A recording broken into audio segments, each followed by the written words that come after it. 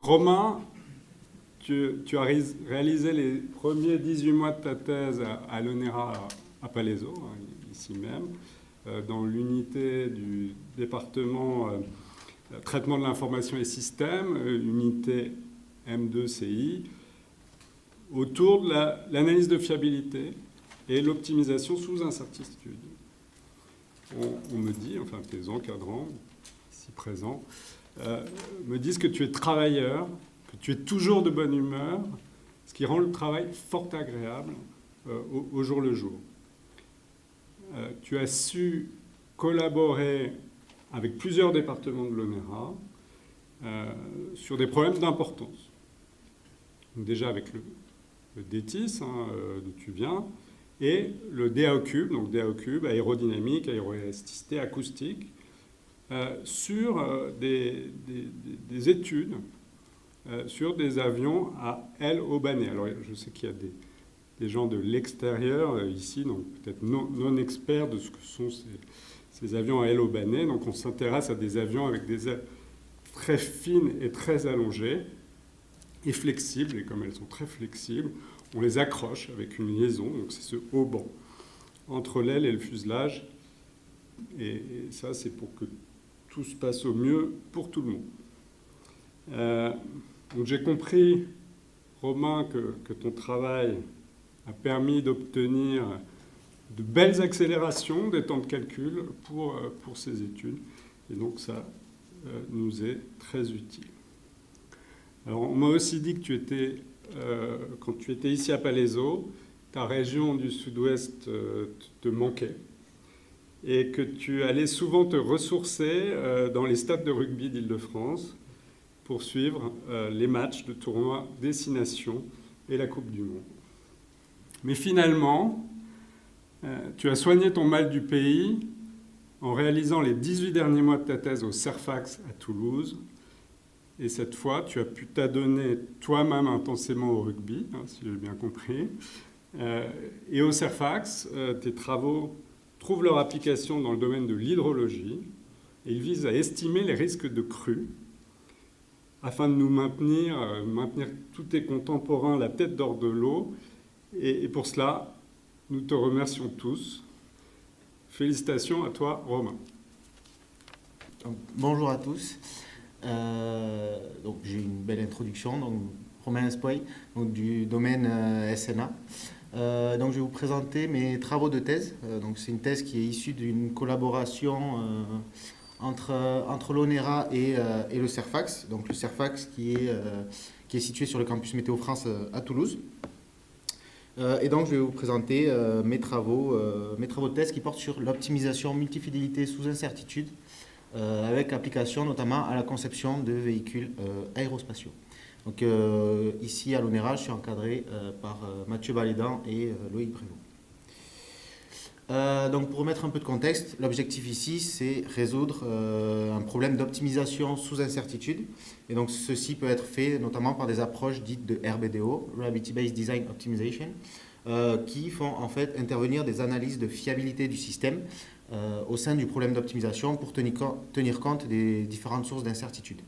Donc, ces incertitudes elles vont pouvoir être soit aléatoires et liées à l'environnement du système, ou bien elles vont pouvoir être épistémiques et liées à la modélisation au niveau de fidélité vis-à-vis du phénomène physique considéré.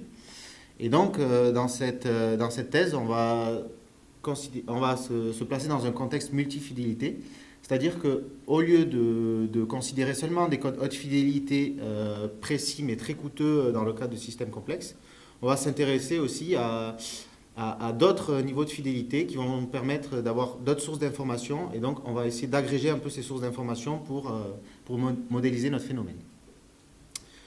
Donc je vais passer à la pose du problème principal, qui est un problème de RBDO, d'optimisation sous incertitude.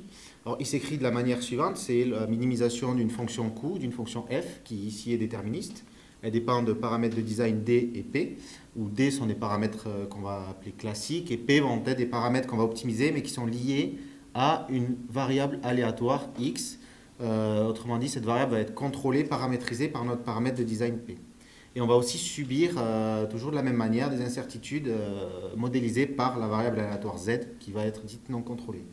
Et donc la présence d'incertitudes modélisées par des variables aléatoires et la présence de paramètres de design fait qu'on va devoir satisfaire différents types de contraintes. Tout d'abord des contraintes déterministes, donc des contraintes classiques, et des contraintes probabilistes. En effet, la fonction contrainte G ici dépend de paramètres de design et de paramètres incertains. Donc on va devoir estimer une probabilité de défaillance de cette contrainte et s'assurer que cette probabilité de défaillance, elle est en deçà d'une probabilité de défaillance acceptable, une PF target. Une manière qu'on pourrait qualifier de naïve pour résoudre ce type de problème, c'est de passer par une approche double boucle où en fait en boucle externe on va avoir un optimiseur qui va à chaque étape de l'optimisation appeler une analyse de fiabilité. Cette analyse de fiabilité qui va permettre d'estimer notre probabilité de défaillance. Et donc typiquement, une manière de faire, c'est de passer par un échantillonnage Monte Carlo, où on va simuler un grand nombre de fois notre simulateur haute fidélité, et on va estimer une probabilité de défaillance. Deux principaux problèmes à cela, qui sont liés au coût de calcul, c'est que la structure de la double boucle ne permet pas de réduire les coûts de calcul, et l'analyse de fiabilité par Monte Carlo, dans la plupart des cas de systèmes complexes, en fait, c'est irréalisable. Donc on s'est proposé deux axes de travail dans cette thèse. Un axe qui a plutôt porté sur l'analyse de fiabilité, comment on allait pouvoir réduire les coûts, et un axe qui a porté sur la structure du problème d'optimisation.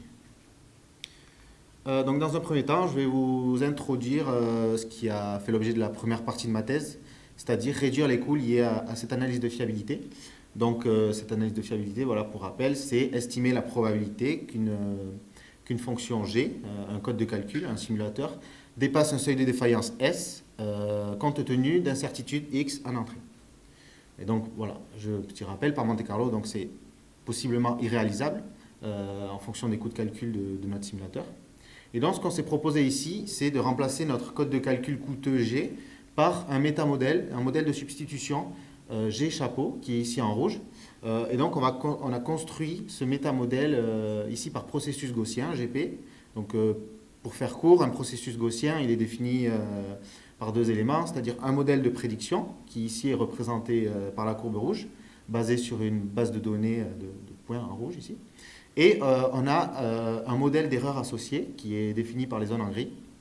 Et donc le but ici, pour ce type d'approche, c'est de correctement définir notre base de données qui va permettre d'obtenir ce modèle de prédiction. Et donc, pour cela, on va partir d'une base de données initiale, faible, et on va l'enrichir pour maîtriser notre modèle d'erreur et être suffisamment précis dans les zones d'intérêt.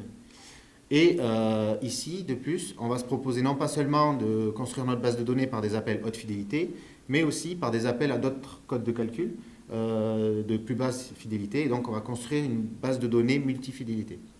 Et une fois que notre métamodèle sera suffisamment précis, en fait, on pourra utiliser maintenant notre estimateur Monte Carlo sur ce métamodèle, ce modèle de substitution, qui sera, lui, quasiment gratuit.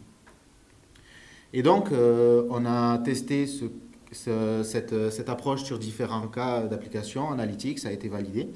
Et dans une deuxième partie, on s'est dit qu'il serait intéressant quand même d'essayer de l'appliquer à un cas réel, parce que c'est quand même la finalité de ce qu'on veut faire, et c'est pourquoi on fait ça.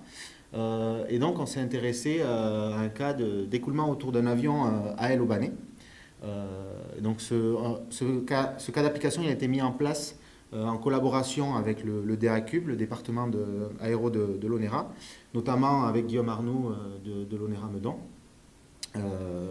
Et donc dans ce cas, on va utiliser un code de calcul, un solver Euler, de type Euler, et on va définir deux niveaux de fidélité ici, de ce code Euler. On va définir un code haute fidélité qui va mettre environ 1 heure à tourner, qui va être plus précis, et un code basse fidélité, une version basse fidélité, qui va lui mettre environ 10 minutes à tourner, mais qui sera un peu moins précis.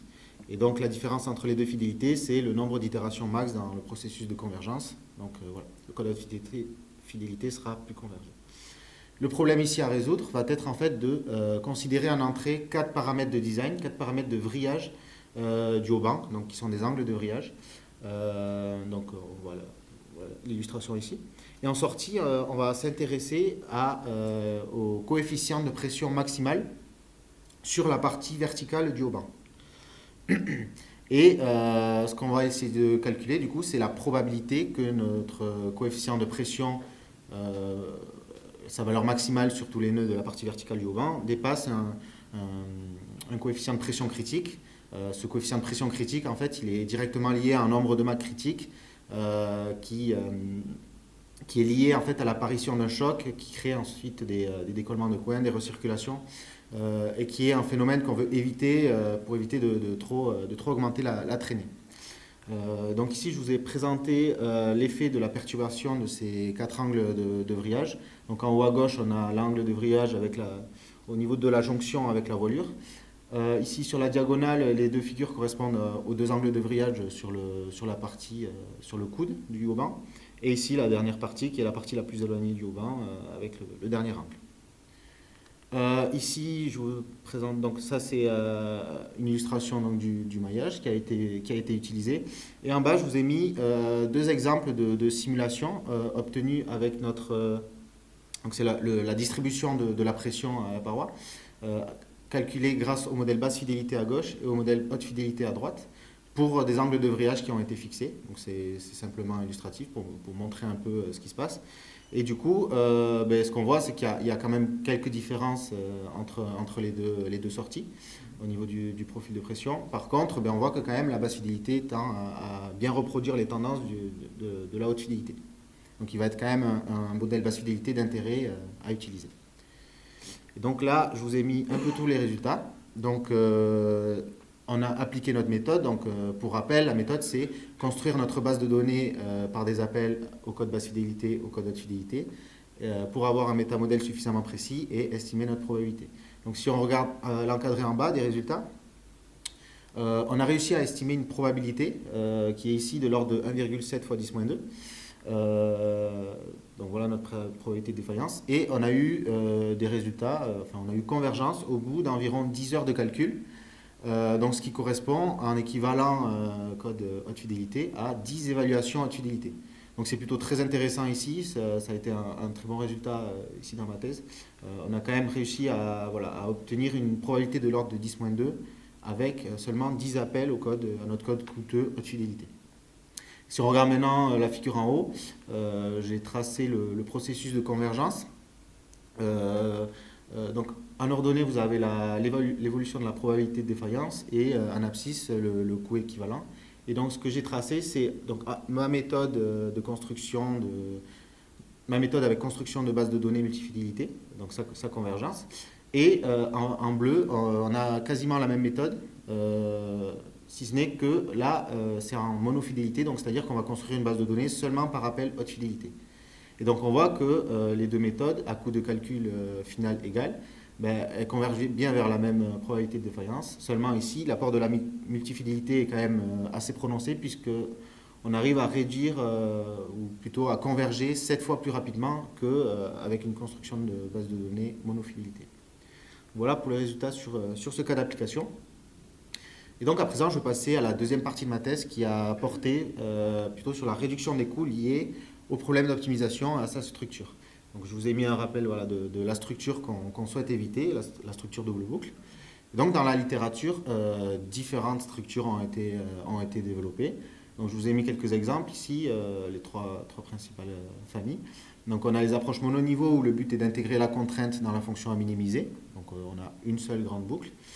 Une approche découplée où là le but c'est découpler optimisation et analyse de fiabilité, donc ce qui paraît assez intéressant pour nous pour réduire le nombre d'analyses de fiabilité. Et enfin, la dernière famille, c'est les approches basées métamodèles, où le but est de remplacer nos codes de calcul par des métamodèles, des modèles de substitution qui sont beaucoup moins coûteux à évaluer. Et donc on s'est dit qu'il serait intéressant d'essayer de fournir une méthode qui se situerait à la frontière entre une approche découplée et une approche basée métamodèle, et notamment dans un contexte multifidélité. Donc pour cela, j'ai choisi de travailler à partir d'une base d'une approche découplée. Donc c'est la méthode Sequential Optimization and Reliability Assessment, SORA. Donc cette approche, je vous ai un peu mis le workflow, comment cette méthode fonctionne sans pour autant rentrer dans les équations parce que ce n'est pas d'intérêt ici. Mais du coup, ce qu'il faut voir ici, c'est que cette approche, donc c'est une approche découplée et on voit qu'on a deux boîtes principales dans ce processus itératif. C'est qu'on a une première boîte rouge ici où on va résoudre un problème d'optimisation déterministe en fixant nos variables incertaines à des valeurs critiques qu'on choisit. Et une fois qu'on a passé ce cycle d'optimisation déterministe, donc on a des valeurs D et P qui sont optimales pour le moment, et on va passer par un cycle d'analyse de fiabilité via la résolution d'un problème d'optimisation. Et ça va nous permettre donc de recaler nos valeurs X et Z critiques qui vont être fixées pour l'optimisation déterministe suivante. Et en fait, comme ça, on va itérer, on va converger vers la solution de notre problème d'optimisation. Donc, malgré tout son intérêt, elle peut quand même s'avérer assez coûteuse en utilisant des solvers haute fidélité précis et coûteux. Et donc, on s'est dit qu'il serait intéressant de proposer des contributions pour réduire ces coûts de calcul, notamment en résolvant les deux boîtes ici, les deux problèmes d'optimisation, les deux sous-problèmes d'optimisation par optimisation bayésienne. C'est-à-dire qu'on va chercher à remplacer nos codes de calcul coûteux par des métamodèles, donc qui seront construits à partir d'une base de données. Et donc ça va nous permettre donc de réduire les coûts déjà dans un premier temps. Ensuite, on s'est dit que ces boîtes, au lieu de repartir d'une nouvelle base de données et d'un nouveau métamodèle à chaque entrée de boîte, rouge et verte, on s'est dit qu'il serait intéressant de les faire communiquer un peu et de réutiliser de l'information. Et c'est pourquoi on a décidé donc de construire des métamodèles qui vont être un peu plus globaux pour donc les réutiliser tout au long des cycles d'optimisation, notamment en construisant les métamodèles des contraintes dans un espace joint augmenté, puisqu'elles dépendent de variables de design et de variables incertaines. Et enfin, la dernière contribution, ça a été donc, plutôt que de construire des bases de données monofidélité pour nos métamodèles, on utilise d'autres sources d'informations de plus basse fidélité pour construire des bases de données multifidélité pour avoir nos modèles de prédiction. Donc j'ai testé et validé cette approche sur différents cas analytiques et je vais vous présenter ici un cas physique sur lequel j'ai testé ma méthode, qui est un cas ONERA d'optimisation de la masse au décollage d'une fusée sonde, sous contrainte on veut que la probabilité de ne pas atteindre une certaine altitude, fixée à 300 km, soit suffisamment faible et en dessous de 10-3.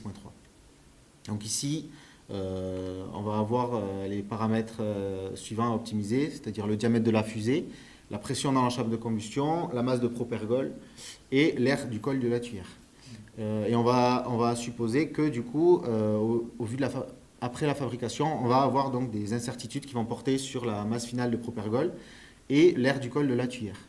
Et on va aussi subir toujours un peu de la même manière, une incertitude sur le coefficient de traînée en montée. Donc, je vous ai mis par exemple en haut à droite ici une illustration de la dispersion des trajectoires de la fusée au regard des incertitudes qu'on a en entrée, calculées avec les codes basse fidélité et haute fidélité.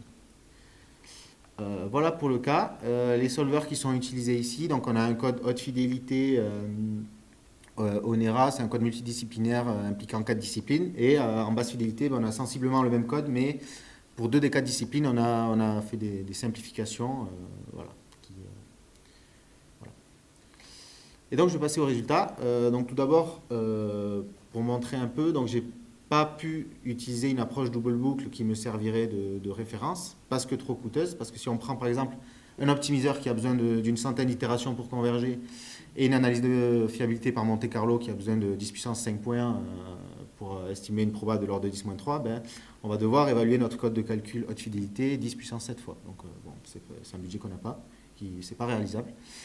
Et donc, je vous ai mis tous les résultats ici. Donc, on a tout d'abord testé l'approche SORA classique telle qu'elle est.